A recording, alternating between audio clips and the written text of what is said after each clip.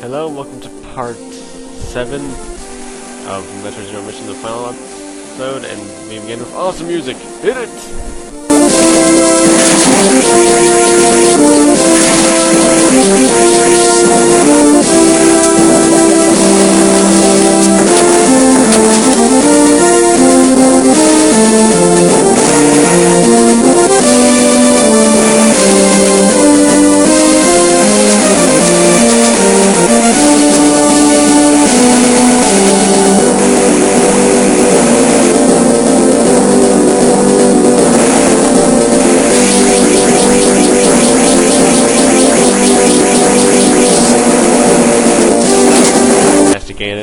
This is a remix of Brinstar's theme, and by far the best version of it, in my opinion. I think the exact title of this version of it is called Final Attack. God dang it, it's fantastic. But anyway, welcome. In the last part, we got our fully powered suit, even though it's not fully powered because we don't have all the power-ups, and we don't have the final power-up we saw earlier. Now, all we have to do is just to get to the final boss of the game, really, get that power-up, and then we're done. This is the final attack.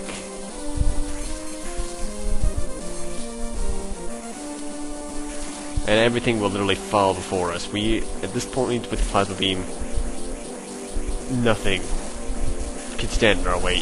Not even the Grim Reaper, even Death from Castlevania, is scared of us.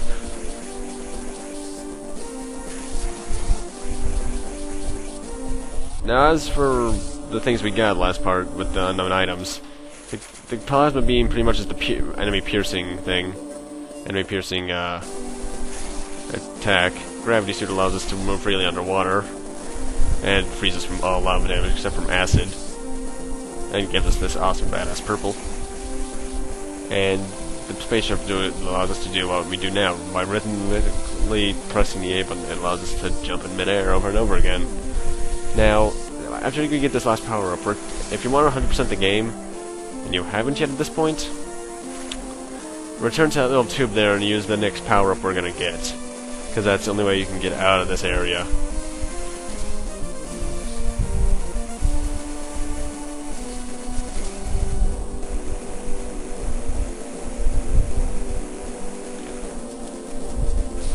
And the screw attack and space jump, by the way, the space jump is the attack I was talking about earlier. That usually comes with the screw attack. In most games I know of nowadays, it's usually paired with it. In fact, you usually get the space jump first from most games nowadays. Fusion, Other M you get at the same time. It's not in the 3D games. And by the 3D games I mean the Prime series. So you get the screw attack, which allows you to jump 5 times consecutively, and the space jump spin them out to space jump boots, which only allows you to be a double jump.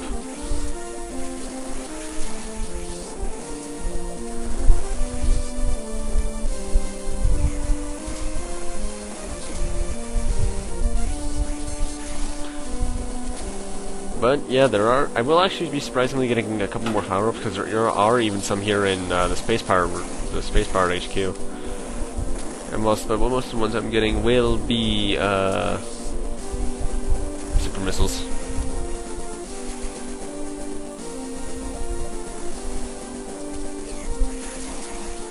Aside from one, I think. That's the most major one of all of them.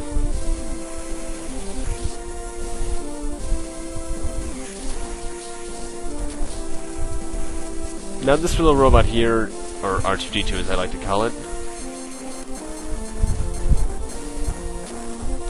allows me, pretty much only gets in your way. You're supposed to shoot him with missiles. Get him out of your way. The TV is very distracting. Oh, and that's another kind of space pirates. These guys are more durable. They're not as bad as the silver ones from Super Metroid, which can only be hurt when they're yellow, and that's all they have to do. They do their judo kick, but they're still pretty durable. Most things at this point will fall to your charge, to your flip beam in almost one attack. These guys take like 7. Even that is impressive.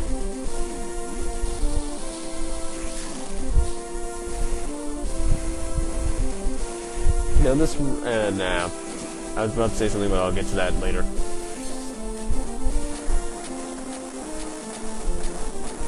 Now, the reason I actually got those two super missiles is because I actually want to use them on the final boss. Because because I might as well say this now, because I want to talk about the strategy to the boss himself when we get to him. The boss has 3 difficulties depending on the amount of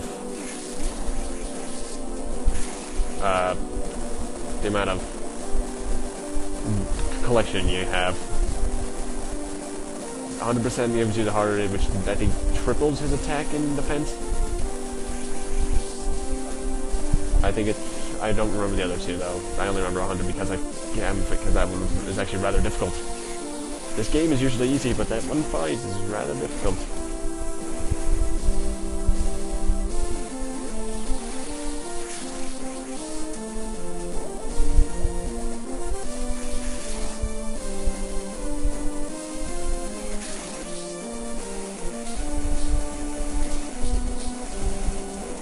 But yeah, not much to really say right now. Just going continuously killing space pirates everywhere. Actually, one question: when you screw talking something, why does it explode in an X-like fashion? I don't know why that happens. Anyway, don't go up there just yet, even though that's the way you have to go to beat the game. You have to go down here first to get that one power-up we couldn't get earlier. Actually, no, we're getting another 2 power-ups, both of which are that right there.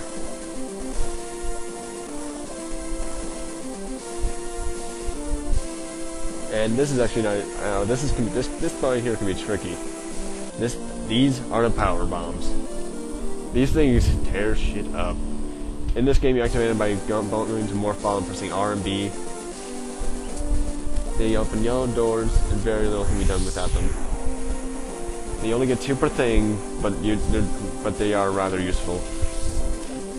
From what I've heard, there was even a rumor at one point that I heard that led to some sort of optional boss, but that's not what happens. Because Metroid never has optional bosses. Well, aside from what's his face in Prime and Other M. I mean, not what's his face, Bantoon and Other M, because even though he's technically the final boss, he's on the main storyline, so he's the after story. And this is the last save point in the game. I'm using it.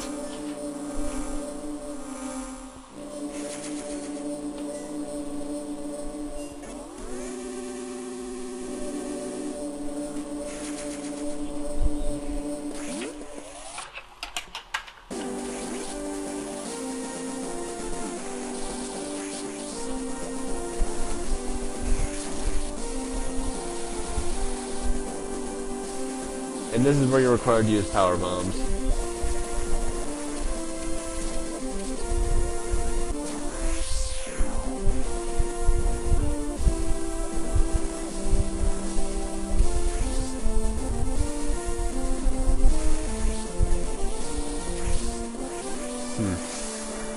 And actually, that room right there has the most difficult item to get. It's one of the actually, what I said about Portugal about that one in Ridley's Air being the hardest item, no, I was wrong. That in room is the hardest item. But anyway, final boss time. What's that sound?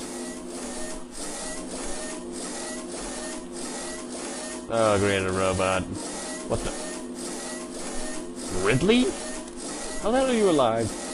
This is Mecha Ridley, or Meta Ridley, or Robot Ridley. He goes by many names, but this since I didn't get 100%, this is rather easy. I take him out without even running out of super missiles.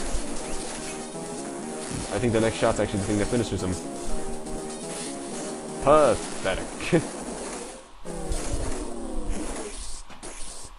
And he drops a shitload of energy. What the? Oh great, another self-destruct.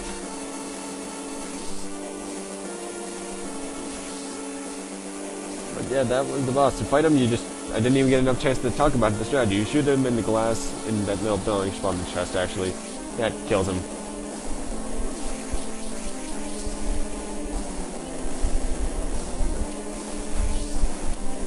I recommend dropping a power bomb there, but that was stupid of me, because...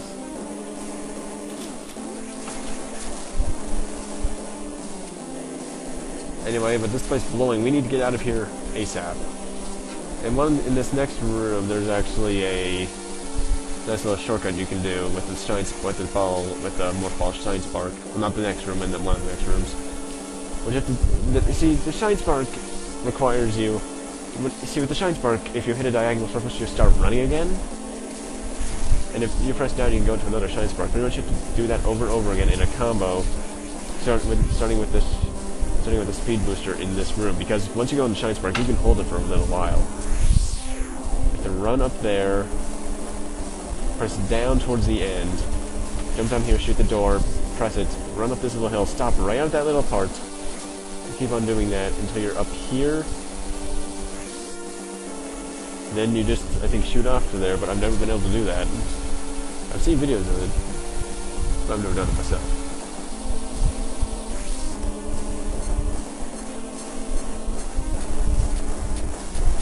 That guy gets annoying during this part, by the way.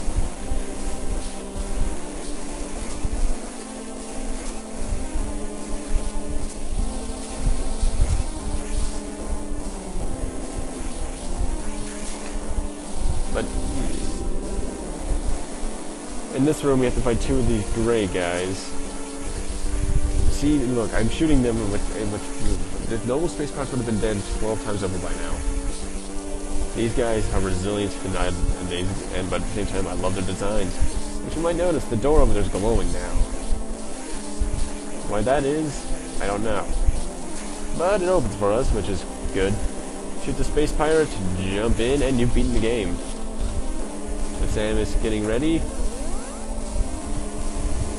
I don't know how she's piloting it with her right hand, even though that's where her cannon is. And there's this guy trying to attack us. And that's why you don't stand in front of a moving car. And with that, we barely escape before the place starts exploding. Who puts that in a... Seriously, who puts a fucking thing like that in that? Anyway, with that, we have now fully beaten the game. Mission accomplished, chop.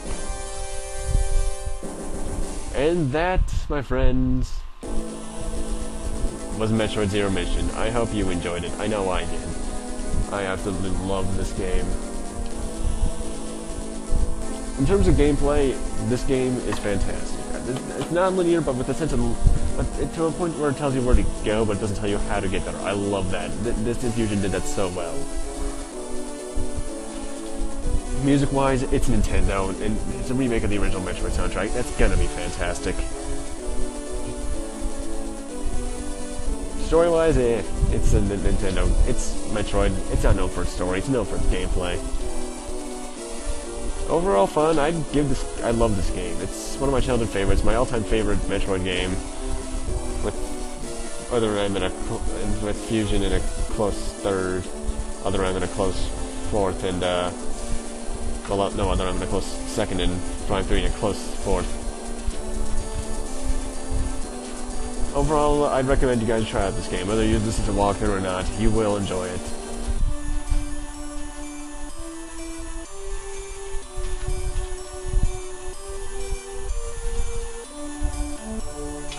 Absolutely fantastic, and I especially love this credits song. Now, as for why this is my favorite over Fusion, considering Fusion is overall better in terms of storyline, I think it's because I played this one first. Sometimes things that you do in childhood can influence your thoughts later on in life, I know that. So, maybe it's that. Or it's the fact that I actually got far in this one as a child. What the... Oh. That's right, I forgot that happened during the recording.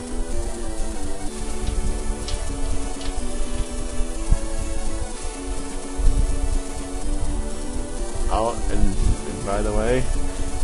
And after the credits, we are now given our completion percentages and such.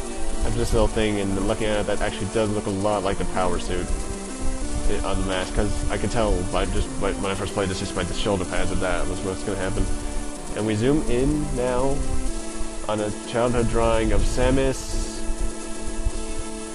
Chozo A, Chozo B, and a glowing rock in the sky.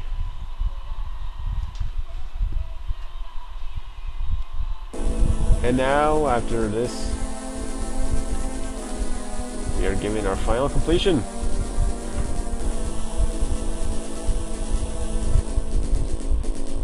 Clear time. Wow, that's actually a record, I think, for me. My rate for collecting items was 55%. That's actually... I still have a hell of a lot more I could have collected. Anyway, that's it for me here, guys. I hope you enjoyed this. I know I did. Rate, comment, subscribe, all that kind of stuff if you enjoyed this, and I'll see you guys next Let's Play. See you next mission.